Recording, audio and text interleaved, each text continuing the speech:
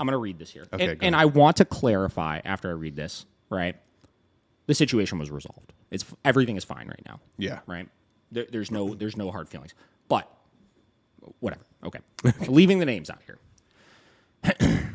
We have issues with insert dog name. I dropped off to you the sweetest dog that has never once had an issue, and now I have a dog that growls at my kids and lunged at one of them trying to bite him. All capital letters. This is not okay. He has gone from no issues to 4 instances in 48 hours back at home. How did his personality change while with you guys? This needs to be fixed immediately. This is not the same dog that we dropped off. It's great he could walk on a leash, but now I can't leave him alone with my kids. Okay, so again, everything's fine right now. Yeah. Right? Dog is doing fantastic at home. Right? Good. So obviously we get the email. That email was sent to one of my trainers, right?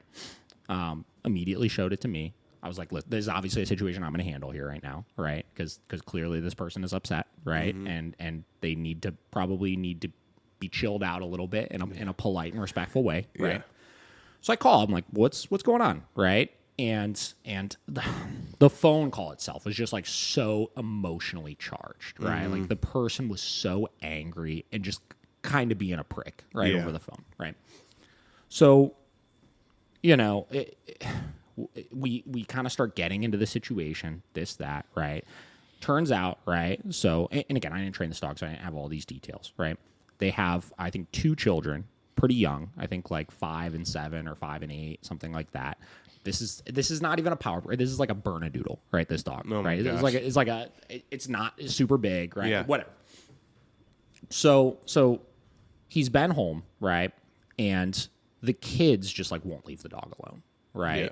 Yeah. And they're just constantly going up to him and hugging him, petting him, grabbing him, this and that, blah, blah, blah, right? Mm-hmm. And, you know, I was like, all right, well, can you outline the incidents you had? He said you had 4 instances, right? Turns out there was, I think, 2, right? There wasn't 4, right? There was like 2, right? One of them was the dog was in the living room, right? Chewing on a bone on his bed. They put him on a bed stay, and he had a bone he was chewing on. And the kid went up to him like 3 times to try to go give him a hug while he was like chewing on his bone. Yeah. And the 3rd time, Gus growled at him. Yeah.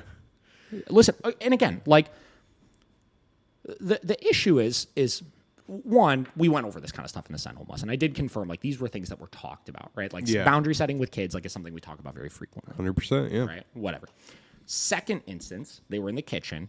Gus just finished eating, right? Mm-hmm.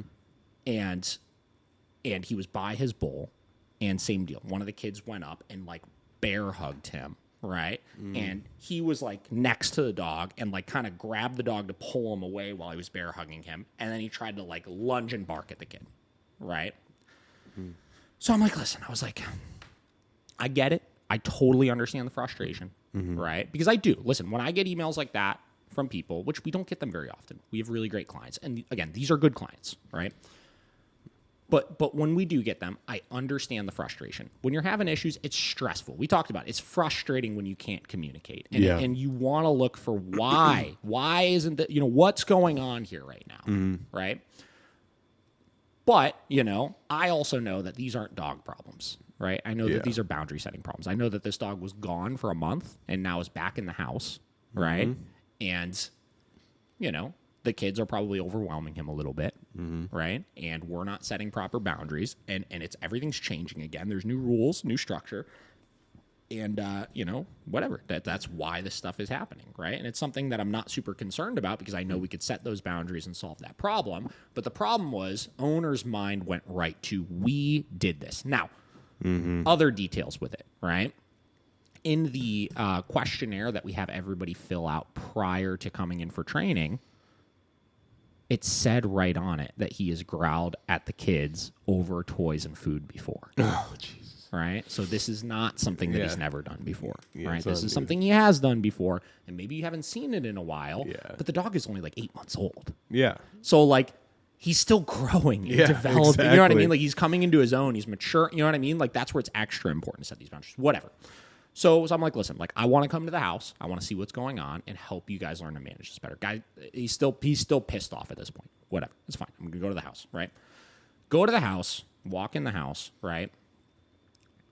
Pure chaos. Absolute pure chaos. Dog is loose. Children are loose. Kids are literally, I was there for 45 minutes, 50 minutes. I don't think they stopped moving the entire time I was there, which is they're kids, I get it, right? But like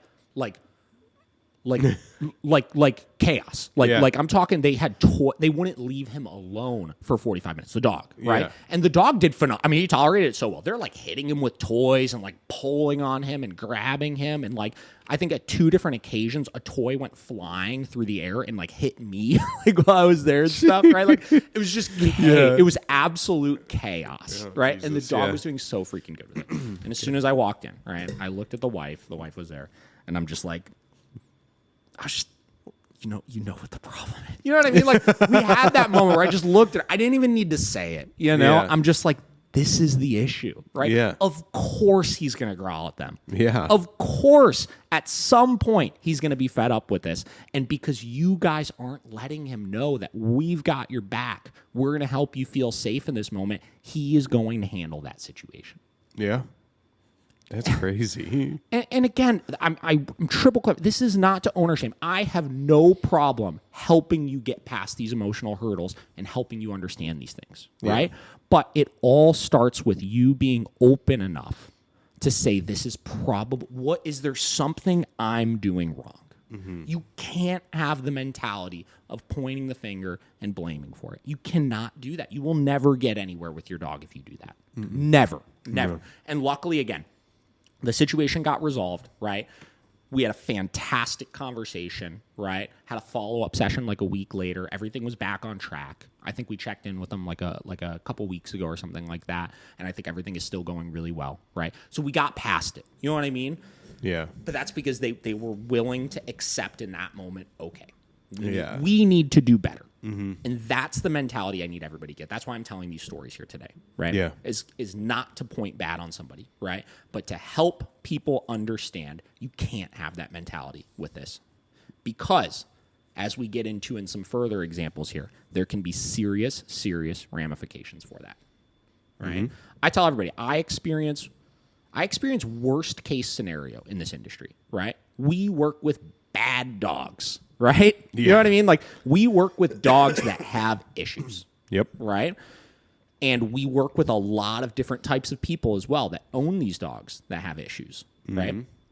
And in doing that, we're going to experience every possible issue you could imagine. Oh yeah. You know, and our job is to help people navigate those issues and understand when things are too far gone, to understand when they've done something wrong, to understand this is why we coach the things that we coach. This is why we tell you some of these things. This is why we make you aware of some of these things, because you could have the best dog in the world and anything can happen with them.